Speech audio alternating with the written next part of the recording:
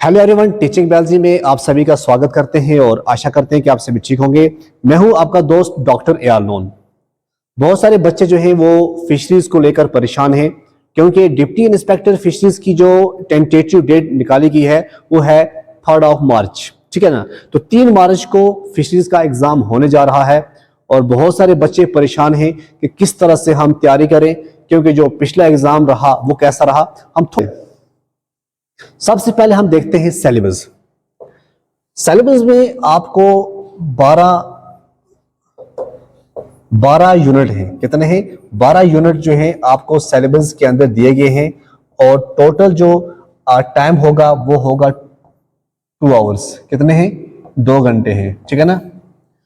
तो मतलब ये है 120 क्वेश्चन होंगे और आपके 120 मिनट होंगे।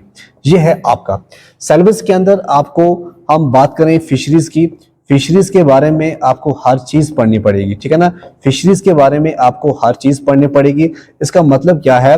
फिशरीज के बारे में चाहे इसकी हम सबसे पहले आता है टैक्सोनॉमी।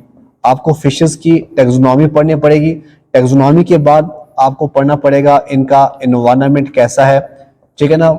ये इनका, अब आप कहोगे यार एनवायरनमेंट तो सिर्फ इनका पानी है। अब पानी के अंदर भी आपको पढ़ना पड़ता है मैरीन फिशरीज। मैरीन के साथ साथ आपको होता है, मैरीन के साथ साथ होता है फ्रेश वाटर। फ्रेश वाटर के अंदर कौन सी फिशेज हैं और मैरीन वाटर के अंदर कौन सी फिशेज हैं, ये बड़ी इंपॉर्टेंट है, या कुछ चीजें हैं। उसके बाद हम देखें, इसमें आपको एक चीज और है, वो है इकोलॉजी।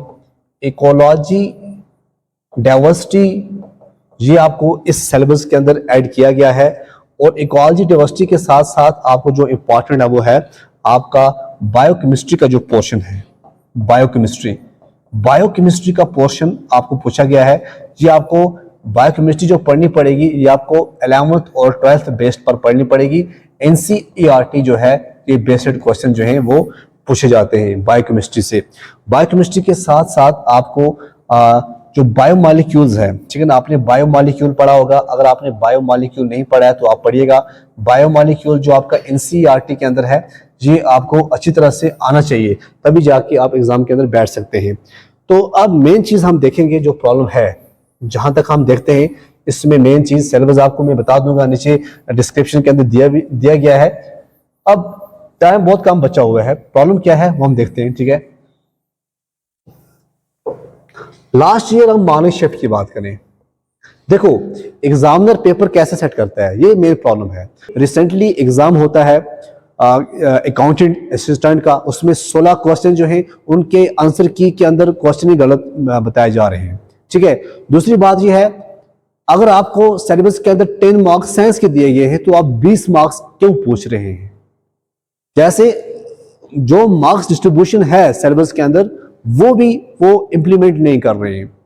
तो इसमें देखना पड़ेगा, आपको भी चाहिए कि आप रिक्वेस्ट कीजिएगा गवर्नर को कि वो टीम जो है वो चेंज होनी चाहिए, तभी जाके कुछ ना कुछ फायदा होगा। बात करें इसमें क्या होता है, सिर्फ और सिर्फ 12 यूनिट हैं। मेन चीज क्या है, 12 यूनिट हैं। 12 यूनिट्स के अंदर क्वेश्चन जो है सिर्फ और सिर्फ 5 यूनिट्स को टच किया जाता है। कितने यूनिट्स को टच किया जाता है? 5 यूनिट्स को टच किया जाता है।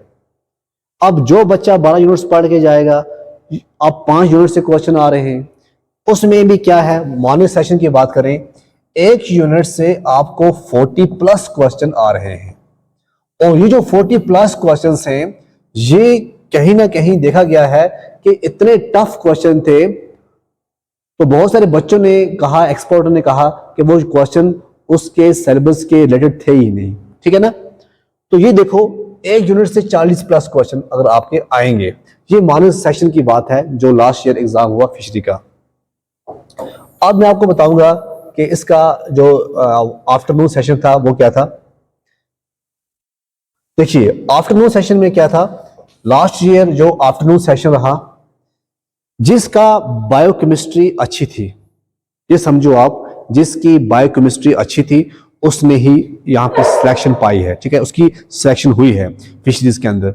होता क्या है कि मैक्सिमम क्वेश्चन जो हैं वो बायोकेमिस्ट्री से पूछते हैं। यहाँ पे लास्ट ईयर में मैक्सिमम क्वेश्चन जो हैं, मैक्सिमम क्वेश्चन कहां से आते हैं? ये ये बायोकेमिस्ट्री से आते हैं। और यहां पर भी देखा गया है, अगर हम कंपेयर करें फर्स्ट सेशन को सेकंड सेशन के साथ, ये सेशन जो था इजी था। क्या था? इजी था। इसमें बेसिक क्वेश्चन ज्यादातर दिए गए थे, ठीक है ना। अब हम देखते हैं नेक्स्ट प्रॉब्लम क्या है, मतलब प्रॉब्लम कहां पे है वो हम देखते हैं। प्रॉब्लम है क्या? सबसे पहली प्रॉब्लम आप बच्चों के लिए यह है कि अगर आपके सिलेबस जो है 120 मार्क्स का सिलेबस है, एक 12 यूनिट है, किसी यूनिट के भी ऊपर आप देखोगे कि मार्क्स डिस्ट्रीब्यूशन नहीं है, ठीक है, मार्क्स की जो डिस्ट्रीब्यूशन है वो वहां पर नहीं है। ये पहली प्रॉब्लम है।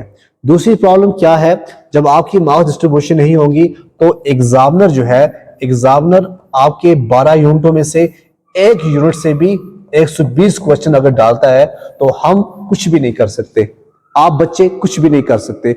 अगर 120 मार्क्स एक यूनिट से भी एग्जामिनर डालता है तो आप कुछ नहीं कर सकते अगर एज कंपेयर टू सिलेबस होगा। क्यों बोल रहा हूं मैं ये बात? क्योंकि सिलेबस के अंदर ये नहीं दिया गया है कि आपके यूनिट जो है या आपके 20 मार्क्स 30 मार्क्स के, ऐसा नहीं दिया गया है।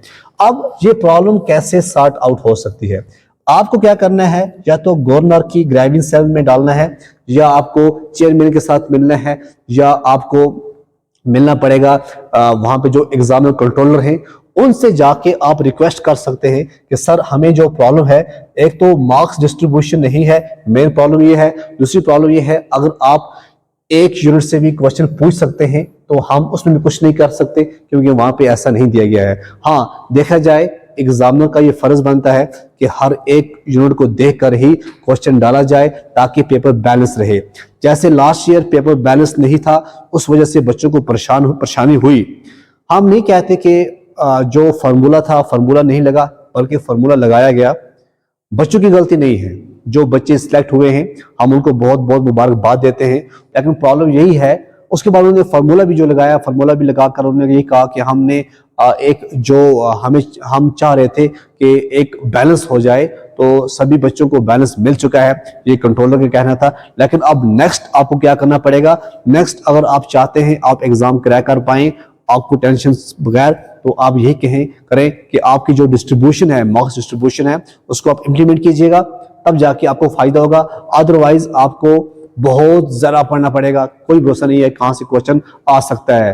क्वेश्चन आपको कहीं से भी आ सकता है, ये बात आप याद रखना। तो टीचिंग बैच के साथ जुड़ने के लिए आपका बहुत बहुत शुक्रिया। अगर आप पढ़ना ही चाहते हो, हमारे इस चैनल के ऊपर आपके तमाम जो भी सिलेबस है, ऑलमोस्ट हमने 80% सिलेबस अपलोड कर चुके हैं, आप वहां पे जाके देख सकते हैं। आपको वहां पे लेक्चर जो है वहां पे रिकॉर्डेड मिलेंगे। तो लास्ट पर मैं आपको यही कहूंगा कि आप वहां पे हमारा चैनल सब्सक्राइब कीजिएगा और अपना जो है इसको कंटिन्यू कीजिएगा, ठीक है। तो थैंक यू वेरी मच।